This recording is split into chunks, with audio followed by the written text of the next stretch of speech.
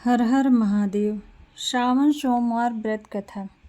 श्रावण सोमवार की कथा के अनुसार अमरपुर नगर में एक धनी व्यापारी रहता था। दूर दूर तक उसका व्यापार फैला हुआ था।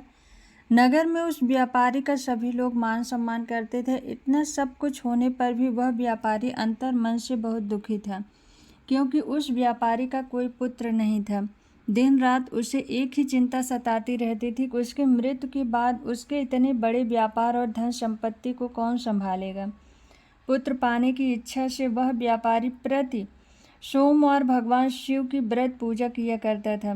सायंकाल को व्यापारी शिव मंदिर में जाकर भगवान शिव के सामने घी का दीपक जलाया करता था। उस व्यापारी की भक्ति देखकर एक दिन पार्वती ने भगवान शिव से कहा कि हे प्राणनाथ, यह व्यापारी आपका सच्चा भक्त है। कितने दिनों से यह सोमवार का व्रत और पूजा नियमित कर रहा है। भगवान आप इस व्यापारी की मनोकामना अवश्य पूर्ण करें। भगवान शिव ने मुस्कुराते हुए कहा, हे पार्वती, इस संसार में सबको उसके कर्म के अनुसार फल की प्राप्त होती है। प्राणी जैसा कर्म करते हैं उन्हें वैसा ही फल प्राप्त होता है।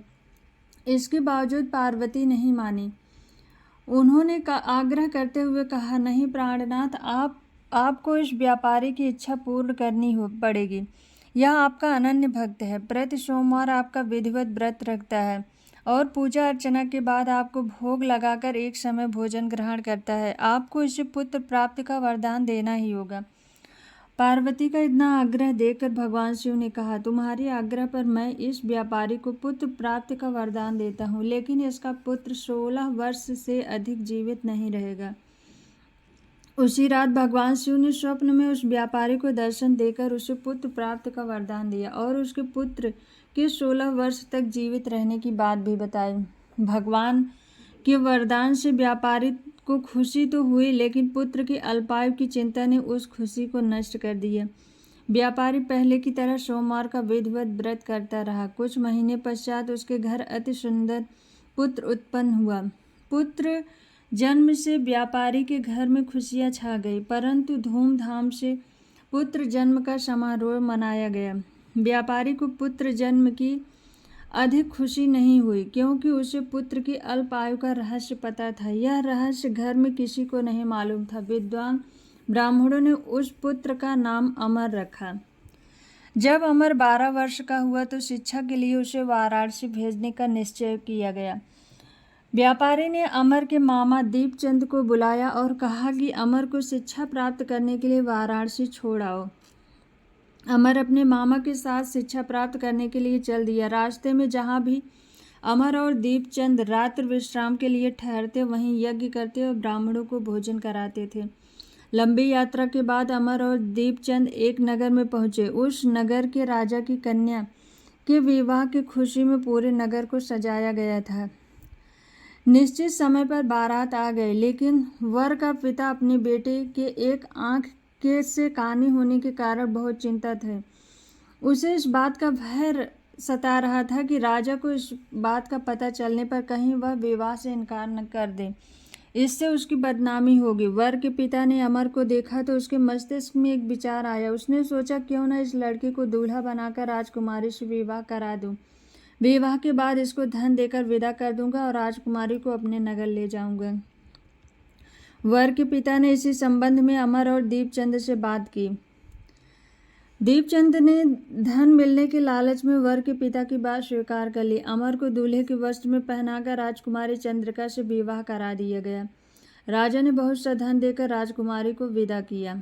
जब अमर लौट रहा था तो सच नहीं छिपा सका। उसने राजकुमारी की ओढ़नी पर लिख दिया, राजकुमारी चंद्रिका, तुम्हारा विवाह तो मेरे साथ हुआ है, परंतु मैं वाराणसी में शिक्षा प्राप्त करने जा रहा हूँ। अब तुम्हें जिस नवयुवक की पत्नी बनना पड़ेगा वह एक आँख से काना है।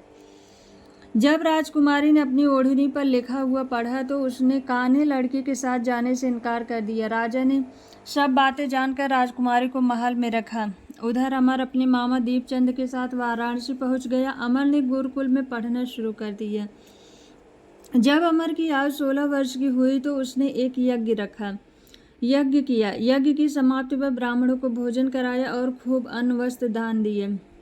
रात को अमर अपने शयन कक्ष में सो गए। शिव के वरदान अनुसार शयन अवस्था में ही अमर के प्राण पखेरु उड़ गए। सूर्योदय होने पर मामा अमर को मृत देखकर रोने पीटने लगा। आसपास के लोग भी एकत्र होकर दुख प्रकट करने लगे। मामा के रोने विलाप करने से स्वर समीप से गुजरते हुए भगवान शिव व माता पार्वती ने भी सुने।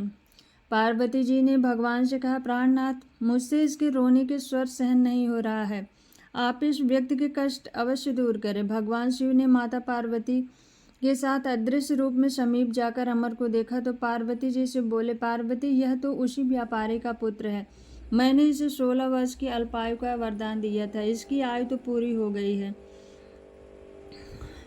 पार्वती जी ने फिर भगवान शिव से निवेदन किया, हे प्राणनाथ, आप इस लड़के को जीवित करें, नहीं तो इसके माता पिता पुत्र की मृत्यु के कारण रो रो कर अपने प्राणों को त्याग कर देंगे। इस लड़के का पिता तो आपका परम भक्त है, वर्षों से सोमवार का व्रत करते हुए आपको भोग लगा रहा है। पार्वती के आग्रह करने पर भगवान शिव ने उस लड़के को जीवित होने का वरदान दिया और कुछ ही पल में वह जीवित होकर उठ बैठा। शिक्षा समाप्त करके अमर मामा के साथ अपने नगर की ओर चल दिया। दोनों चलते हुए उसी नगर में पहुंचे जहां अमर का विवाह हुआ था। उस नगर में भी अमर ने यज्ञ का आयोजन किया। समीप से गुजरते हुए नगर के राजा ने यज्ञ का आयोजन किया। राजा ने अमर को तुरंत पहचान लिया। यज्ञ समाप्त होने पर राजा अमर और उसके मामा को महल में ले गया और कुछ दिन उन्हें महल में रखकर बहुत सा धन वस्त्र देकर राजकुमारी के साथ विदा किया। रास्ते में सुरक्षा के लिए राजा ने बहुत से सैनिकों को भी साथ भेजा। दीपचंद ने नगर में पहुंचते ही एक दूत को घर भेजकर अपने आगमन की सूचना भेजी। अपने बेटे अमर के जीवित वापस लौटने की सूचना से व्यापारी बहुत प्रसन्न हुआ। व्यापारी ने अपनी पत्नी के साथ स्वयं को एक कमरे में बंद कर रखा था। भूखे प्यासे रहकर व्यापारी और उसकी पत्नी बेटे की प्रतीक्षा कर रहे थे। उन्होंने प्रतिज्ञा कर रखी थी कि उन्हें अपने बेटे की मृत्यु का समाचार मिला तो वे दोनों प्राण त्याग देंगे। व्यापारी अपनी पत्नी और मित्रों के साथ नगर के द्वार पर पहुंचा। अपने बेटे के विवाह का समाचार सुनकर पुत्र वधू राजकुमारी चंद्रिका को देखकर उनकी खुशी का ठिकाना न रहा। उसी रात भगवान शिव ने व्यापारी के स्वप्न में आकर कहा, हे श्रेष्ठी, मैंने तेरे सोमवार के व्रत करने और व्रत कथा सुनने से प्रसन्न होकर तेरे पुत्र को लंबी आयु प्रदान की है। व्यापारी बहुत प्रसन्न हुआ। सोमवार का व्रत करने से व्यापारी के घर में खुशियां लौट आई। शास्त्रों में लिखा है, जो स्त्री पुरुष सोमवार का विधिवत व्रत करते और व्रत कथा सुनते हैं, उनकी सभी इच्छाएं पूरी होती हैं। बोलो महादेव भगवान की जय।